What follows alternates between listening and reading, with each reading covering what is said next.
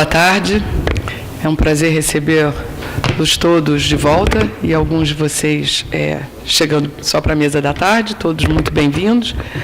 A gente está nessa mesa dará continuidade ao Seminário Internacional Ordem Mundial, Desigualdades e Legitimidade, que papel para as potências emergentes. A mesa da tarde tem por título Potências Emergentes, Integração e Multilateralismo. A gente conta para essa mesa com a grata participação de 3 estudiosos do tema, e eu vou apresentá-los e agradecer desde já a presença de todos.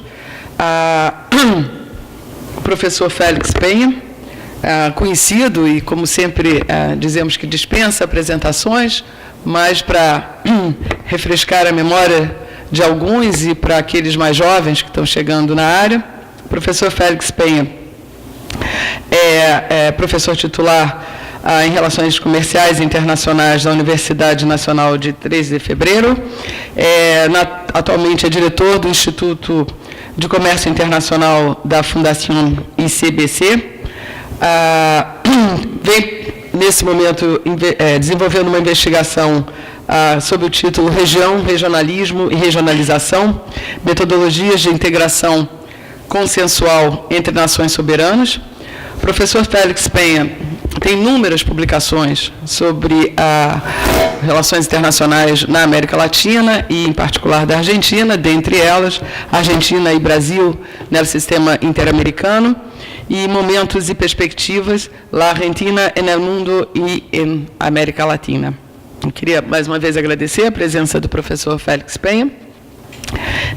Em seguida, nós teremos a exposição do professor Salem Nasser, doutor em Direito Internacional pela Universidade de São Paulo, diplomado em Direito Internacional Privado e Direito Internacional Público pela Universidade de Paris 2.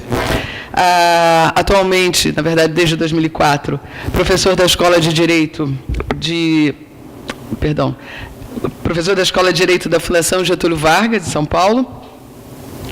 Foi em 2009 e 2011 pesquisador visitante do Lothar Patch Center for International Law e do European University Institute. O professor Nasser é autor do livro Direito Islâmico e Direito Internacional, Os Termos de uma Relação. E, finalmente, um dos organizadores desse evento, nosso professor da casa, de todos conhecidos, professor Carlos Milani, doutor em Estudos do Desenvolvimento pela Escola de Altos Estudos de Ciências Sociais de Paris, com pós-doutorado no Instituto de Estudos Políticos de Paris. O professor Carlos Milani é coordenador do Laboratório de Análise Política Mundial, faz pesquisas, como sabemos, sobre a política externa brasileira e em perspectiva comparada, cooperação Sul-Sul, organizações internacionais, atualmente secretário executivo da ABCP.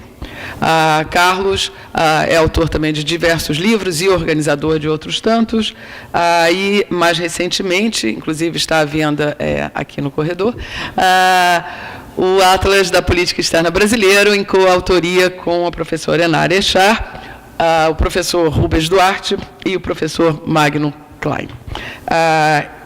Eu queria, aproveitando a oportunidade, agradecer pela oportunidade de coordenar e moderar essa mesa, e desde já, e espero que sem motivo, eu quero logo antecipar minhas desculpas se eu tiver que subitamente deixar a mesa e ir ao corredor por conta de uma crise de tosse, porque eu estou com faringite. Espero que não vá acontecer, mas caso eu desapareça, será apenas por alguns poucos minutos e eu volto.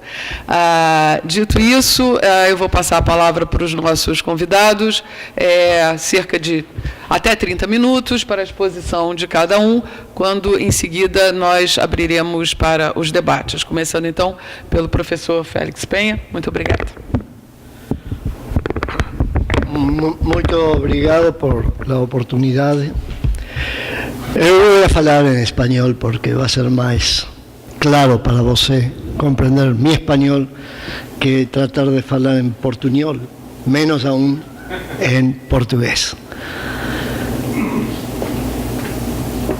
En lo que voy a plantear esta tarde me inspiro en lo que escuché esta mañana y también ayer, particularmente de las presentaciones del profesor Badí ayer,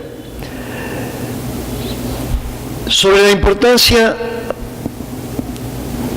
de la diversidad como concepto clave para poder entender las relaciones internacionales actuales.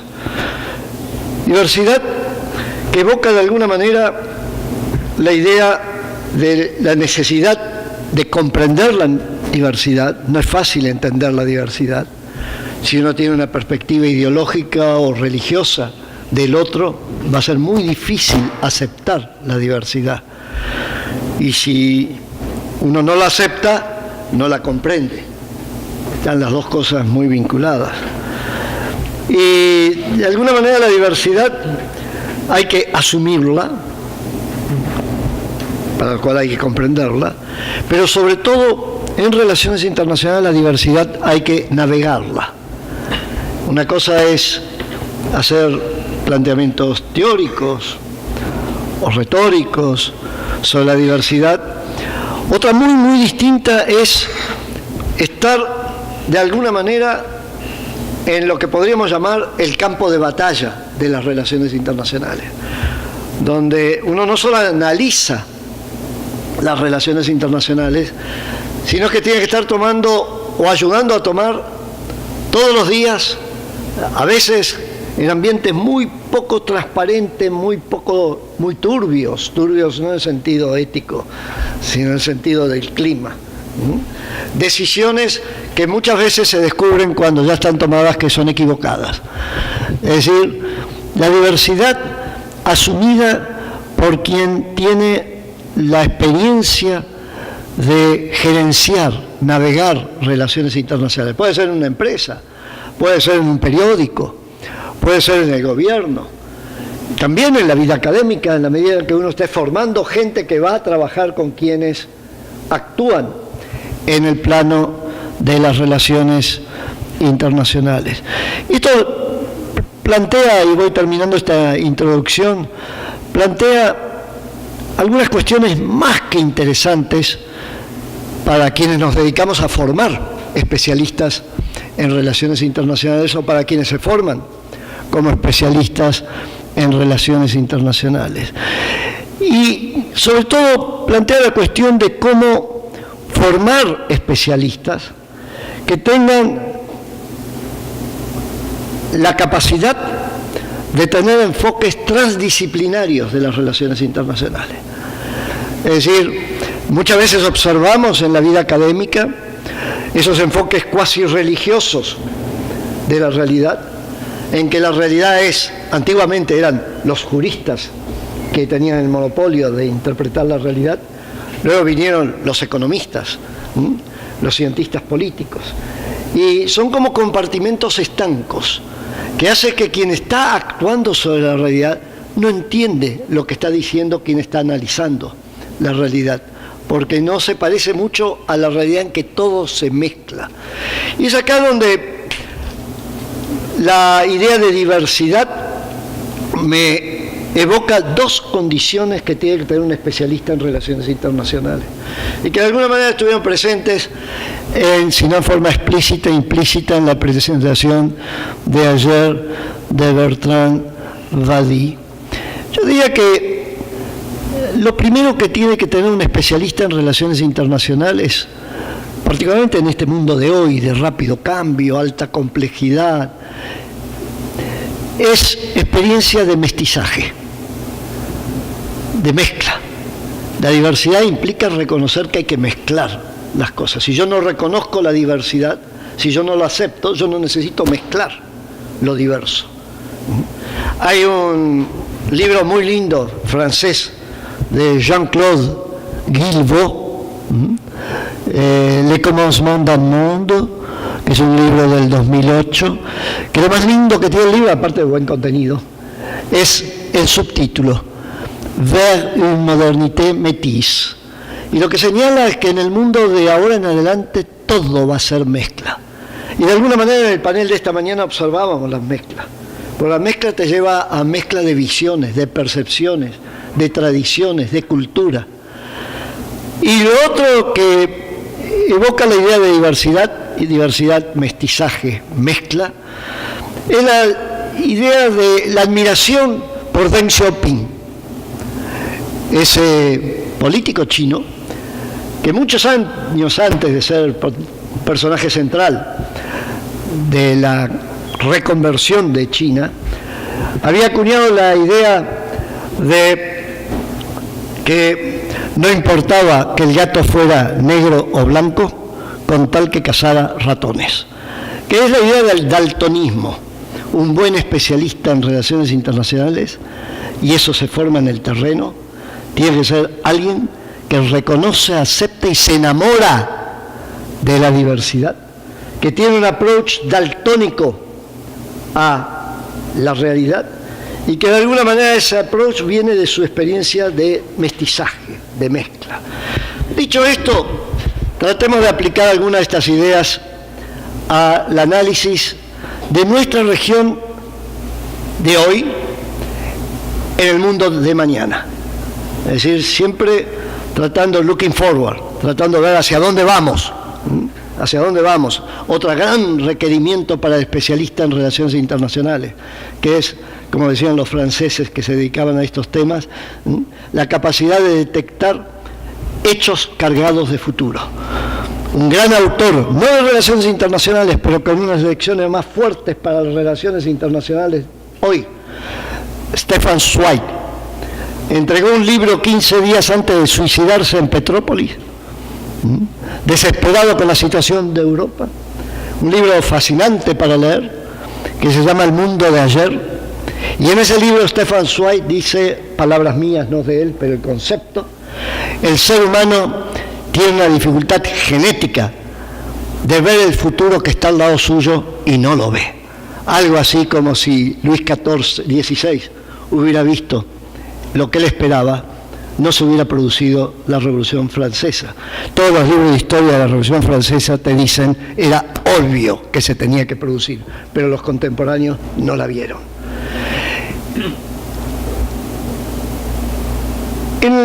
Voy a tratar de referirme a tres aspectos de nuestra realidad actual hacia el mundo del futuro. El primer aspecto es la obsolescencia de conceptos y metodologías en materia de lo que llamábamos integración latinoamericana. Una época de cambios como la actual es una fascinante fábrica de obsolescencias. Se vuelven obsoletos los conceptos, las teorías, nos volvemos obsoletas las personas, a veces aún siendo jóvenes. Es decir, no es una prerrogativa a la edad volverse obsoleto. Y tengo la impresión de que en el campo de la integración latinoamericana estamos observando cantidad de obsolescencias y al mismo tiempo estamos observando la reacción de quienes están operando en la realidad con respecto a esas obsolescencias. Enseguida vuelvo al tema. Quisiera referirme en segundo lugar al mundo visto desde aquí. Y desde acá señalo a América Latina, ya que me han pedido que hable de región. Podría ser América del Sur, América Latina, no voy a entrar en ese debate. De la perspectiva del neighborhood, del barrio, que son los países que comparten un espacio geográfico entre sí. El mundo visto desde acá, hacia adelante. Y en tercer lugar, si me alcanza el tiempo, diré algo sobre las negociaciones comerciales internacionales vistos desde nuestros países. Y los tres temas están muy vinculados entre sí. Con respecto al primer tema, me inspiro en lo que escuché, observé, conversé hace muy pocos días en una conferencia en Washington de la Corporación Andina de Fomento, un evento que se ha vuelto un clásico en el análisis de la relación latinoamericana. Si ustedes quieren, entran en la página web de la CAF, de Corporación Andina de Fomento, o del Inter-American Dialogue, y tienen aproximadamente en YouTube 10 horas de debates, algunos fascinantes. Entre otros, una conversación fascinante entre Moisés Naím y a Enrique Iglesias, en que abordaron varios de los temas que estamos teniendo en nuestra agenda de América Latina de hoy, incluso el que voy a mencionar ahora.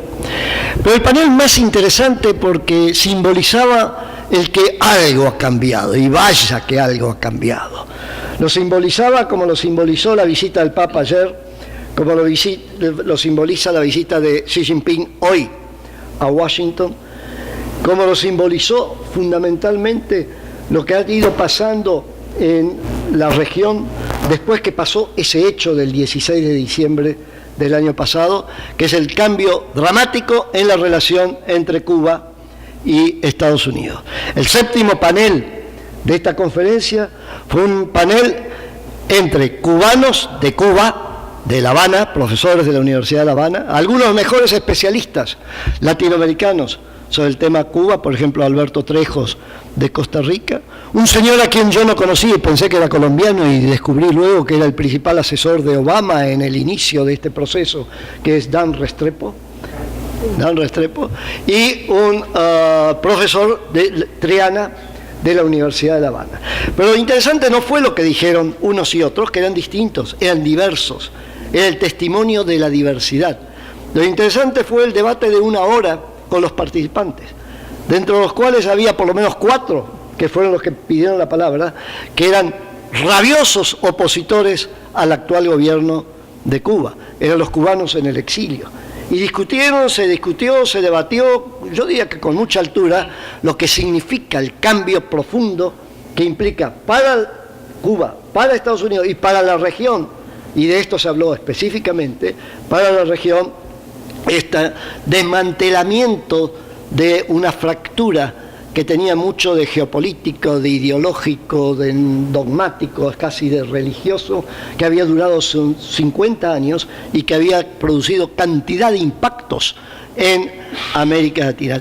Escuchando eso uno dice, claro, pero si la región está cambiando y mucho, y si está cambiando y mucho, ¿podemos seguir imaginando la forma de trabajar juntos, la gobernanza regional, la forma de cooperar entre nosotros, de la misma manera como la habíamos imaginado 50, 30, 20 años atrás?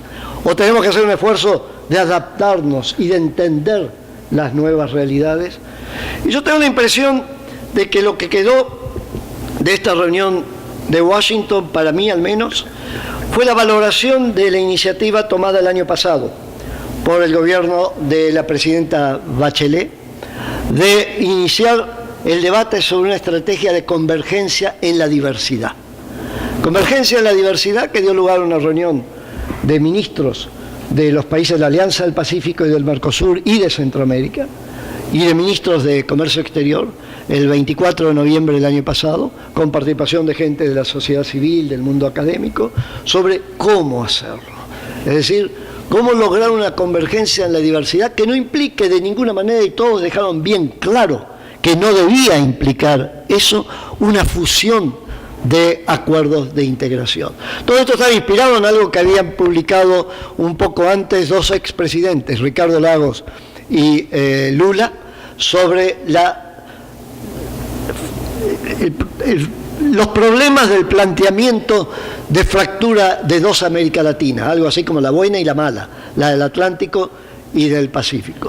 Y de alguna manera en esta estrategia de convergencia en la diversidad, uno empieza a notar algo que se debatió en la reunión de Washington con motivo de la incorporación de Cuba a la familia activa, familia interamericana.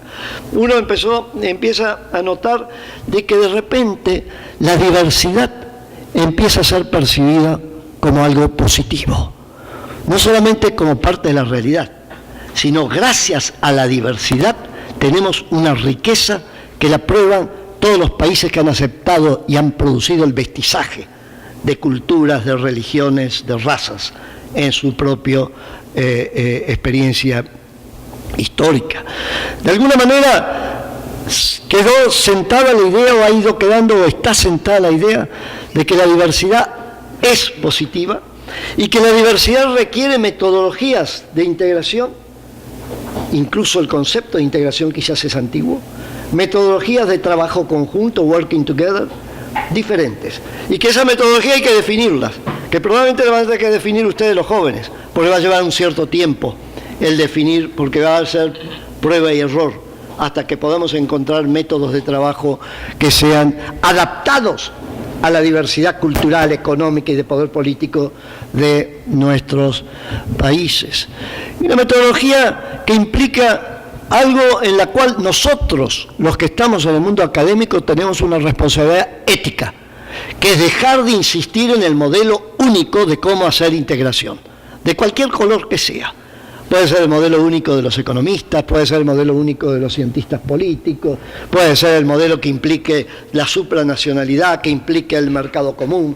Es decir, modelos que están orientados a definir eso que llamamos la integración, en lugar de definirlo como el working together por consentimiento libre de países soberanos que no quieren dejar de ser soberanos, en lugar de definirlo como un todo único, definirlo casi como un proceso que nunca termina y no tiene producto final, que de alguna manera se va construyendo en la base del entendimiento del otro y del diálogo que se va produciendo, y que lleva de alguna manera a valorizar lo que economistas franceses planteaban muy bien en los años 60, hasta que fueron desbordados por economistas anglosajones en el tema integración.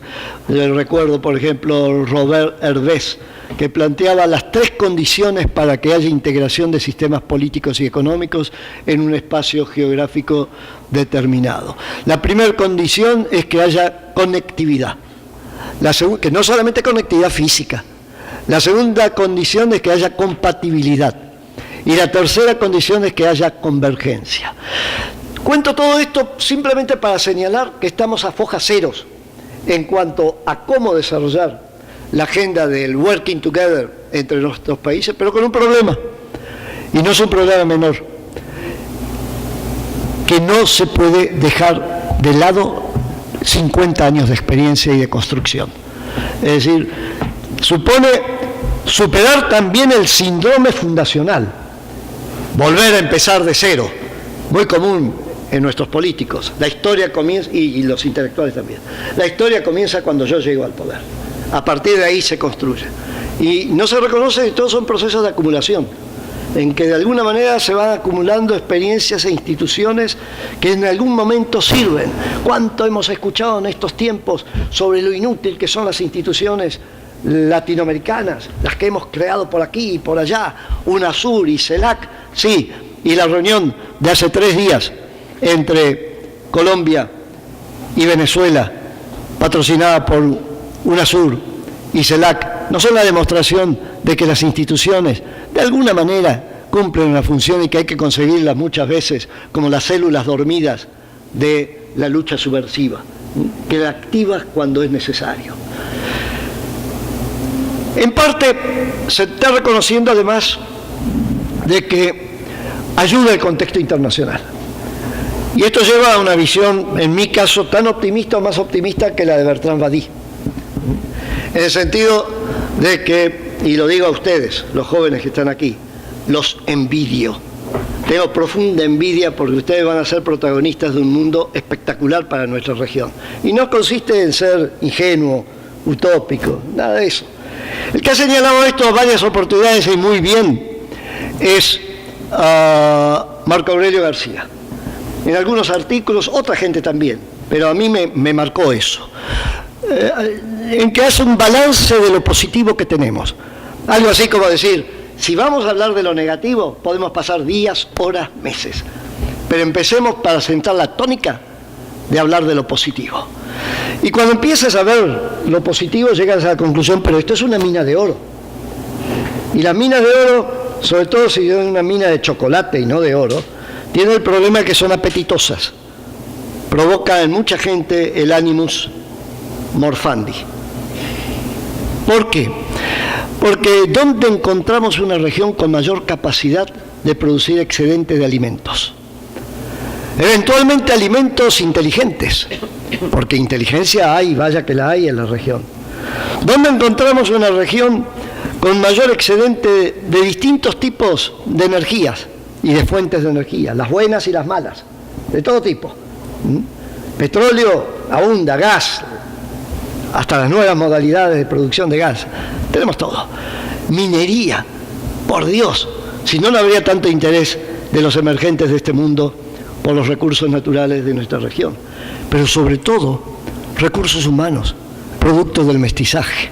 Esta es una región de un valor creativo espectacular, precisamente producto del mestizaje. Vuelvo a insistir, no estoy siendo tan ingenuo de decir no tenemos problemas, podríamos estar 5 días hablando de los problemas que tenemos, pero muy difícil que hablemos de un problema, que es el problema probablemente que tendría que ser el primero que analizáramos si estuviéramos en otras latitudes geográficas, varias de ellas bien conocidas y bien importantes, que es el problema de que pueda haber guerras en nuestro barrio.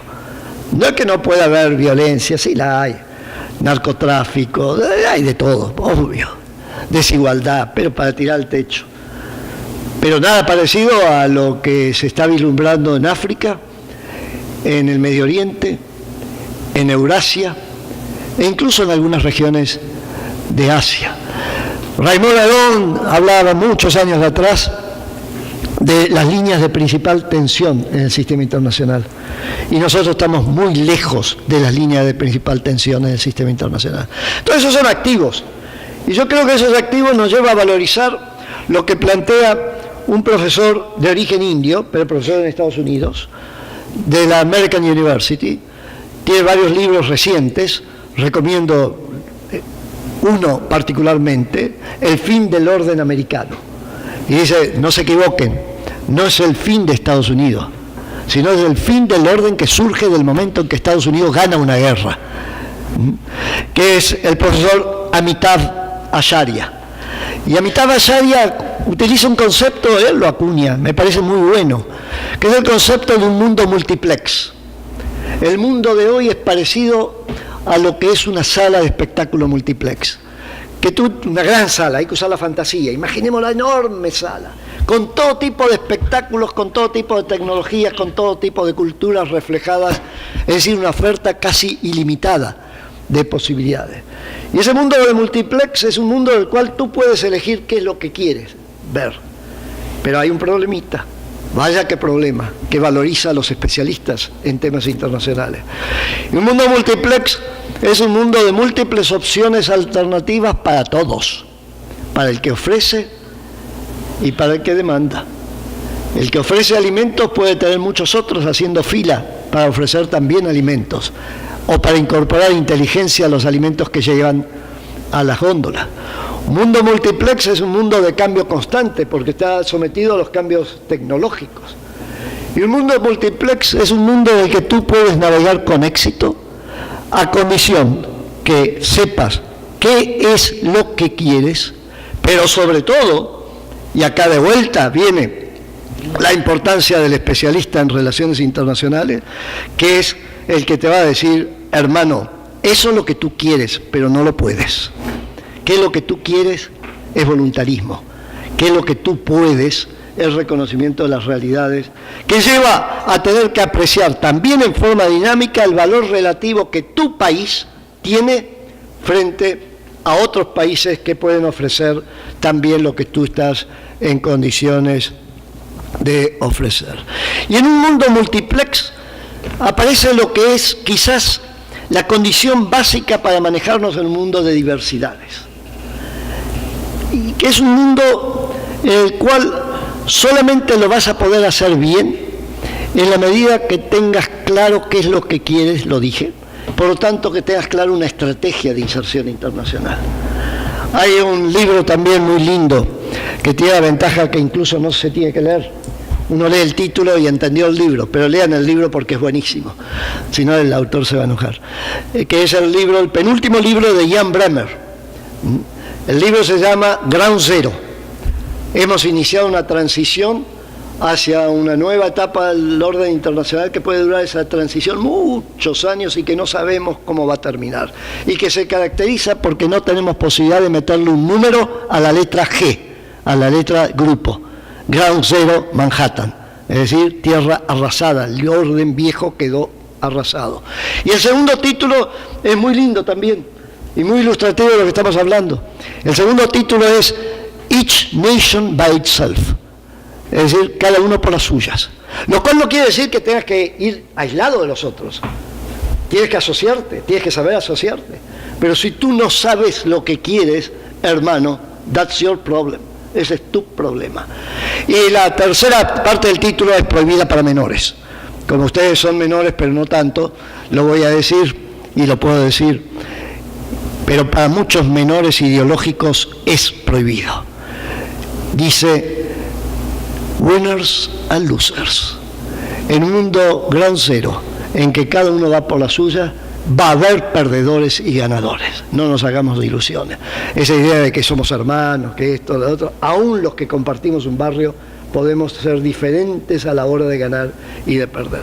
Y termino, porque queda un minuto, dos. Y termino con el tercer tema que, como de costumbre, no lo he podido abordar, que son las negociaciones comerciales internacionales. Y que plantean para nuestros países dilemas. Y hay que hablar con franqueza. A cierta edad uno tiene la obligación de hablar con claridad y con franqueza. No hemos sabido responder a ese dilema, que es cómo conciliar nuestra valoración de la multilateralidad, cómo conciliar nuestra valoración de lo regional con la realidad de que el mundo se está fragmentando en términos de mercados y términos de negociaciones comerciales internacionales. ¿Cómo conciliarlo? Porque es conciliable. Es conciliable a condición que tengas una estrategia nacional, que es el punto de partida, que incluya el trabajar con los países del barrio, que es el segundo elemento, diálogo, comunicación, que te permita de alguna manera potenciar tus recursos y tus activos para mejor negociar con otros países. Y cuando viene la pregunta, y acá cierro, de con quién negociar, mi respuesta es clara y creo que la escuché también de varios de los participantes en la conferencia de Washington, y si no me equivoco estaba también explícitamente planteada en el discurso de presentación inaugural del actual canciller del Brasil, que es frente a esa realidad internacional de muchas diversidades, de ricas diversidades, frente a la realidad de lo que tenemos, lejos de los conflictos, no tenemos que pelearnos con nadie, estamos lejos de todo. Lo que se requiere es una estrategia de inserción internacional tut azimuth, dirigido a todos los horizontes posibles. Y una estrategia de inserción internacional tut azimuth requiere mucho de Deng Xiaoping, mucho de daltonismo, porque tan pronto introduzco la variable de los colores, me vuelvo rígido a la hora de decir, no, con este no trabajo porque es esto, porque es lo otro, porque piensa así o que piensa de tal manera. Lo cual no quiere decir que no negocies, quiere decir que vas a tener que negociar y mucho. Y acá termino señalando como buena noticia, ya que se ha hablado mucho, en mi opinión exageradamente, sobre los defectos del Mercosur, y dada mi vinculación con el tema del Mercosur, imagino que algunos se imaginaban que yo iba a hablar solamente del Mercosur, pero no lo hago, pero sí señalo la buena noticia de la reunión de ayer, literalmente ayer, del Grupo Mercado Común, que continúa la reunión de antes de ayer, de los ministros de Relaciones Exteriores del Mercosur, en que terminan de elaborar, y que les quiero creer porque lo dicen abiertamente, de elaborar la propuesta de negociación con la Unión Europea, y señalan claramente no va a haber negociación por separado, vamos a negociar juntos. Y apuntan a lo que podemos llamar el juego que se observa del lado europeo, que es el bluff game, que es el juego que hago como que quiero negociar, pero en realidad no negocio. Y como no quiero negociar, pero tengo que aparecer como que negocio, tengo que practicar el otro juego, que es el blame game, que es echarle la culpa a alguien, a estos argentinos que nunca saben lo que quieren y demás. Y de alguna manera estamos aproximándonos a la hora de la verdad en la negociación con la Unión Europea, porque lo que hemos dicho es, estamos en condiciones de presentar el 85% de cobertura. La Unión Europea probablemente diga no, 90% nada. ¿Por qué? ¿Quién lo dice? El GATT. No, el GATT no dice eso. El artículo 24 del GATT no lo dice. No lo he dicho nunca. Un libro excelente sobre las negociaciones India-Unión Europea. Los autores, que no son de la Unión Europea, son de Canadá y de la India, señalan con claridad por qué el 90% de cobertura. Puede ser incluso una negociación de un acuerdo de libre comercio, conforme a las reglas del GATT, que no incluya ni automóviles ni agricultura. Si uno analiza en la página web del gobierno chino los acuerdos de libre comercio entre China y países como el que ofrecieron a los países del Mercosur, son de una variabilidad espectacular. No tienen nada que ver con el concepto, tienen algo que ver, pero no tienen que ver necesariamente con el concepto de acuerdo de libre comercio del USTR o de DigiTrade en la Unión Europea. Así que yo creo que es buena noticia el que estemos cerrando una negociación y ahora sí, 30 segundos. Y creo que ha llegado la hora de poner en práctica lo que se señaló, claramente lo planteó Enrique Iglesias, la necesidad de abrir negociaciones de comercio estratégicas. Si se quiere, pero puede ser malo hablar de libre comercio porque evoca el ALCA. Con la Unión Europea lo estamos haciendo, con los Estados Unidos y con China. La incorporación de Cuba a la familia activa interamericana probablemente va a requerir, como un gesto de solidaridad con Cuba, evitar que se siga fragmentando el espacio geográfico en el cual Cuba está inserto por razones